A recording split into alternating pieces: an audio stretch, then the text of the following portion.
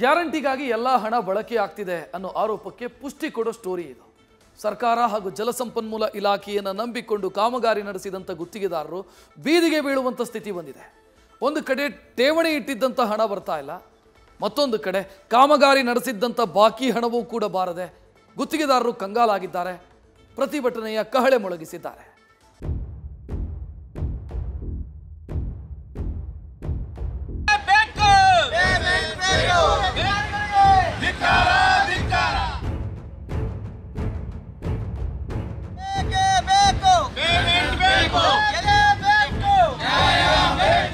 ಬೇಕೇ ಬೇಕು, ನ್ಯಾಯ ಬೇಕು, ಬೇಕು ಬೇಕು ಪೇಮೆಂಟ್ ಬೇಕು. ನೀರಾವರಿ ಅಧಿಕಾರಿಗಳಿಗೆ ಧಿಕ್ಕಾರ, ನೀರಾವರಿ ಸಚಿವರಿಗೆ ಧಿಕ್ಕಾರ ಅಂದ ಹಾಗೆ ಈ ಆಕ್ರೋಶದ ಧ್ವನಿಗಳು ಮೊಳಗಿದ್ದು ಕುಂದಾನಗರಿ ಬೆಳಗಾವಿಯಲ್ಲಿ.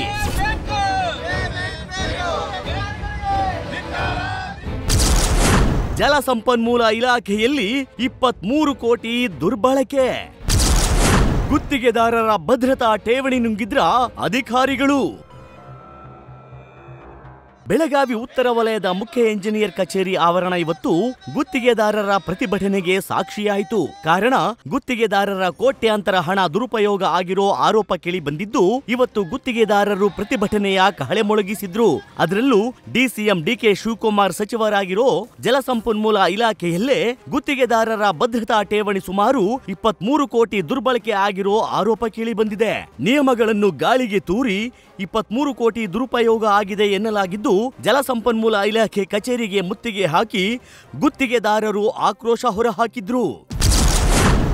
ಬೆಳಗಾವಿ ಜಿಲ್ಲೆಯ 200 ಗುತ್ತಿಗೆದಾರರ 1482 ಕೋಟಿ ಸಾಲ ಬಾಕಿ ಇದ್ದು ಸಾಲ ಮಾಡಿ ಕಾಮಗಾರಿಗೆ ಹಣ ವಿನಿಯೋಗ ಮಾಡಿದ್ದ ಗುತ್ತಿಗೆದಾರರು ಕಂಗಾಲಾಗಿದ್ದಾರೆ. ಬೆಳಗಾವಿ ಜಿಲ್ಲೆಯೊಂದರಲ್ಲೇ ಅತಿ ಹೆಚ್ಚು ಬಿಲ್ ಹಣ ಬಾಕಿ ಇದ್ದು ಈ ಬಾಕಿ ಹಣದ ಜೊತೆಗೆ ಭದ್ರತಾ ಠೇವಣಿ ಹಣವೂ ಬಂದಿಲ್ಲ. ಠೇವಣಿ ಹಣ ವಾಪಸ್ ಕೊಡದೆ ಇಲಾಖೆ ದುರುಪಯೋಗ ಮಾಡಿಕೊಂಡಿದ್ದು ಈ ಹಣವನ್ನು ಇತರೆ ಗುತ್ತಿಗೆದಾರರ ಬಿಲ್ ಪಾವತಿಗೆ ಬಳಕೆ ಮಾಡಲಾಗಿದೆ. ರಸ್ತೆಗಳು, ಕಾಲುವೆಗಳು ಸೇರಿ ಹನಿ ನೀರಾವರಿ ಕಾಮಗಾರಿಗಳ ಗುತ್ತಿಗೆ ಹಣ ಬಾಕಿ ಇದೆ.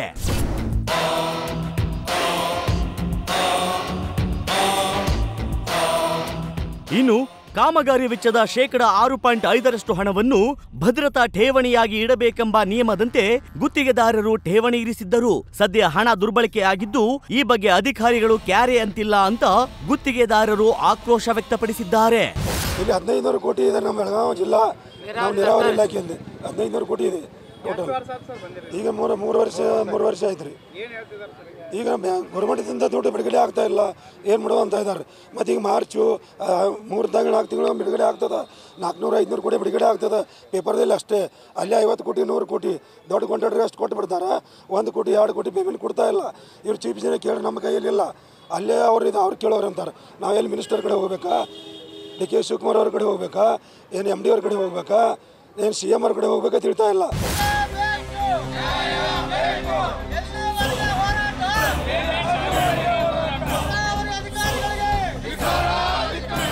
ಒಟ್ಟಾರೆ ಹಣ ಬಿಡುಗಡೆವರೆಗೆ ಮುಷ್ಕರ ನಿಲ್ಲಿಸೋದಿಲ್ಲ ಅಂತ ಗುತ್ತಿಗೆದಾರರು ಗುಡುಗಿದ್ದಾರೆ.